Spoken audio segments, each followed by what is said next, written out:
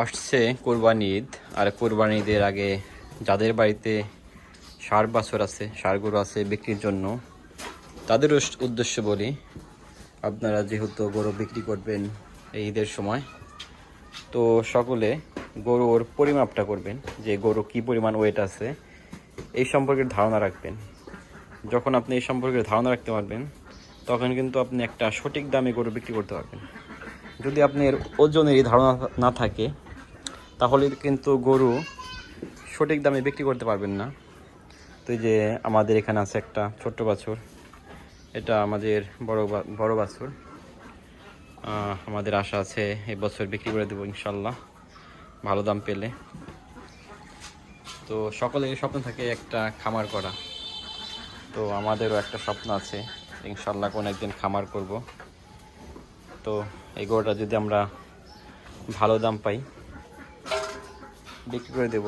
এই গরুটার live weight আছে 300 কেজির উপরে, আনুমানিক 4.5 মণ থেকে 5 মণ হবে।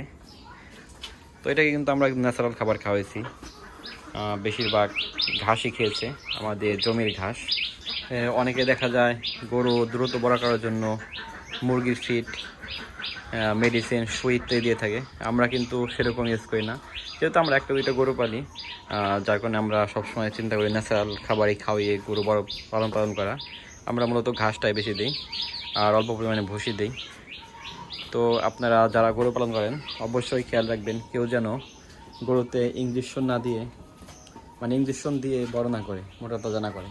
এই গরুকে যদি আমরা ইঞ্জেকশন দিতাম, তাহলে হয়তো সে আরও মোটা তাজা হতো, যার কারণে আরও দাম পেতাম।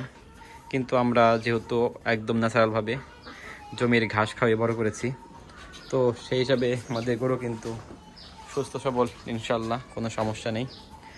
আমাদের চিন্তা ভাবনা সেই বছর ভালো দাম পেলে বিক্রি করব। তো এইটা আমরা সামনে বছর ইনশাল্লাহ এগিয়ে প্রস্তুত করব। তো আপনারা যারা গরু লালন পালন করেন, সকলের কাছে রিকোয়েস্ট যে গরু যখন ক্রয় করবেন সবসময় চিন্তা করবেন গরু যেন একটু ভালো কোয়ালিটির হয়।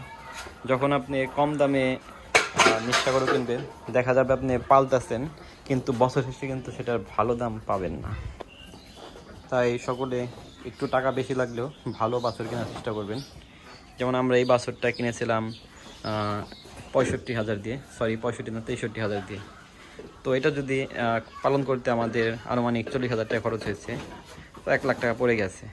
আমরা যদি এটা বিক্রি করতে যাই, এখন যদি 1,50,000 বিক্রি না করতে পারি, তাহলে কিন্তু আমাদের লস হবে, কারণ একটা বছর এই গরুর পেছনে শ্রম দিয়েছি। তো এর জন্যই গরু লালন পালন করার ক্ষেত্রে গরু নির্বাচন করাটা খুবই গুরুত্বপূর্ণ, যেন আমরা সবসময় ভালো বাছুর নির্বাচন করি। আর আমরা যদি ভালো জাত নির্বাচন করতে পারি, অবশ্যই গরু কিন্তু 1 বছরে ভালো পরিমাণ গ্রোথ আসবে, আর ভালো পরিমাণ গ্রোথ আসলে আমরা ভালো দাম পাবো ইনশাল্লাহ। তো এই যে আমাদের একদম শান্তশিষ্ট গরু। আর ভিডিওটি ভালো লাগলে অবশ্যই লাইক, কমেন্ট এবং সাবস্ক্রাইব করে আমাদের পাশে থাকবেন, আমাদের নতুন চ্যানেল। তো ইনশাল্লাহ সামনে আরও নতুন ভিডিও দেবো। তো আজকের ভিডিওটি ভালো লাগলে অবশ্যই লাইক, কমেন্ট এবং সাবস্ক্রাইব করে পাশে থাকবেন। আসসালামু আলাইকুম।